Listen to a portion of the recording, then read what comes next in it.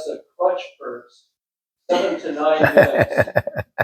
He's going to tell us about something new and unfamiliar and a practice adapting to the presentation. Once again, Stephen Jack Shaw.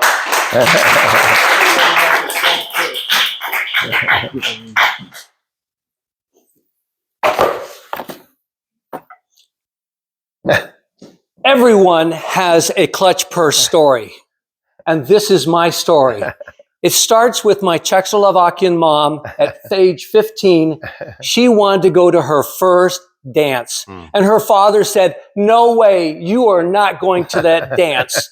And her mother said, "You know what, I'll take you and I'll chaperone you there." She went and she had a blast. Halfway through the dance, she caught her mom and said, "Would you hold on to my purse for me?" And her mom held on to the purse. The dance went uneventful. Well, this was 1936 in Brno, Czechoslovakia. Well, Hitler was saber rattling all over Europe, and all hell was about to break loose. In 1938, Hitler invaded the Sudetenland, the western portion of Czechoslovakia. Things were getting serious. Hitler got really gutsy and decided to go further. He now invaded Poland in 1939, and Germany was now at war with France and Britain. Full-out war had started for World War II. But you've got to remember, now that they're at war, the Germans were asking all those of a certain age group to help out in the war production. That included my mom and her brother. But her father and her mother said, "No way, you are not going." They were very wealthy restaurateurs. They had 5 restaurants in Brno, Czechoslovakia. They had an exclusive apartment in downtown. They had a full-time chef, a full-time maid, and a full-time chauffeur. She said, "We were spoiled little brats." Well, coming along with that is jealousy. And they never volunteered for the Third Reich to help them out. But the maid turned them in. My mom was arrested and sent to Frankfurt and Stuttgart in forced labor to build Messerschmitt airplanes. She was there for about a year and a half, but her wealthy father managed to bribe her out of that situation and brought her back to Czechoslovakia. The war continued. And as the war continued, Czechoslovakia got stuck in this little pincer moment. The Americans were coming from the south, the Russians were coming from the east and squeezing them real tight. Now Brno, Czechoslovakia was being bombed and shelled with artillery. And it was getting scary for their family. But their head chef said, "Listen, bring your family to my country home outside of Brno. They'll be safe." They took them up on that. And they went out into the country with them. The war continued. All of a sudden, one day, her father said, "Let's go for a walk." And her father took her brother, and the girlfriend for a walk in the country. And they're walking, having a good time. And all of a sudden, the stillness of the quietness was broken with, "Achtung! Achtung! Verbandum! Attention! Out of the way! Out of the way!" And they stepped aside, and a German platoon started marching past them. And as they marched past them, they pulled off to the side, just looking at these soldiers.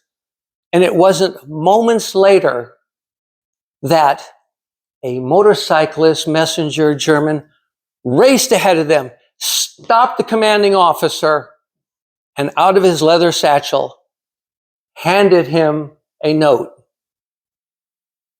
And he read the note. He turned to the soldiers and said, "Turn around. The war is over." Wow. They could not believe it. As the Germans left, my mother, her father, brother, and girlfriend were in such joy. They were dancing in the street there, and they were having a blast. And as they realized what was going on, her father turned to the brother and my mom and said, "I want you to go back to Brno, and I want you to see what our apartment looks like, how everything is." Short time later, they went back to Brno. They saw the bombings. They saw all the hell breaking loose. And they got up to their apartment and they were horrified. This beautiful apartment, exclusive in downtown Brno, doors broken in, trash all over the place, furniture thrown around, tables upside down. In the kitchen, dishes were on the floor, ashes pulled out from the stove.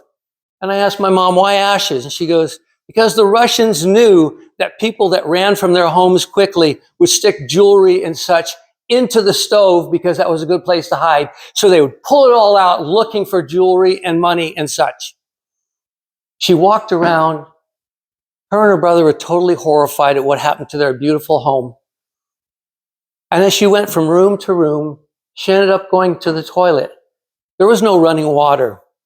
The Russian soldiers had used the toilet, filled it. And when that filled, they used the bathtub. Jeez. The stench must have been horrible. My mom, being fully disgusted with that, leaving, she started making one last tour of all the rooms. And as she walked around from room to room, she ended up in her mother's and father's bedroom. And in there, she had a tear rolling down her eye, looking at what had happened to their beautiful place. And as she was about to leave, she turned, and there on the floor was a clutch purse. The clutch purse from 1936. Now you'd think my story is over there. You're probably wondering, what kind of woman is this lady, Steve's mom? Well, I wanted to share a picture with you. So that's my mother there. Wow. And my father. They got married in 1945, 1946. So that's pretty much what she looked like on that dirt road dancing. And my mother, we're now in the kitchen of our home in Monterey. It's 1975. I'm always asking questions of my parents. What did Dad do during the war? What did you do during the war, Mom? And she said in her thick Czechoslovakian accent, Steven, you've always been interested in what we have done, and I want to give something to you. You wait right here. She went to the bedroom, and she came back.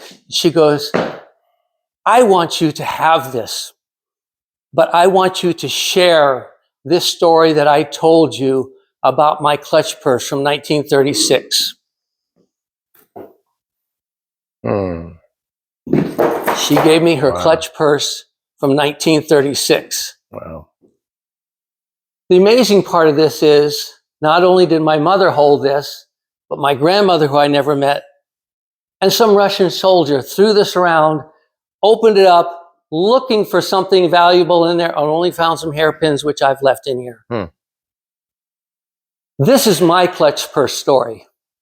But you all have a clutch purse story that you need to share with your families, either from your grandparents, your parents, or maybe even you.